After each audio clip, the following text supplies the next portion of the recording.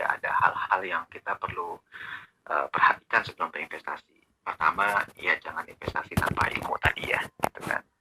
Kita jangan berinvestasi tanpa ilmu, karena ilmu itu adalah benteng kita gitu. Kalau kita ingin mendapatkan suatu return, maka kita harus punya pengetahuan sama punya keahlian gitu. Karena setiap investasi pasti ada resiko yang ikut menyertainya. Dan cara kita mengelola resiko investasi itu tentu harus dengan ilmu pengetahuan investasi itu sendiri. Kemudian juga kita investasi juga jangan pakai ya uang panas, ya uang dapur, uang buat belanja, uang yang kita gunakan sebagai harusnya buat darurat, sekolah anak dan sebagainya. Apalagi kalau pakai uang pinjaman itu harus hati-hatilah kalau kita ingin berinvestasi, jangan pakai uang seperti itu. Kenapa? Uang-uang itu sudah ada tujuannya. Kalau kita investasi ya betul-betul adalah uang yang kita alokasikan memang untuk diinvestasikan.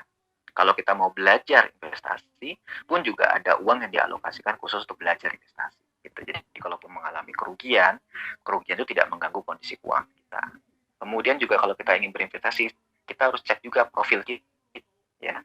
Apakah kita ini adalah orang profilnya konservatif, apakah kita orang yang moderat atau agresif? Maksudnya apa?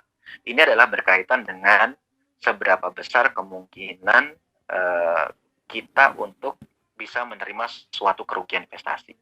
Ada orang yang mungkin bisa menerima kerugian sampai dengan 10% dari uang tabungannya pun nggak ada kenapa-napa gitu ya.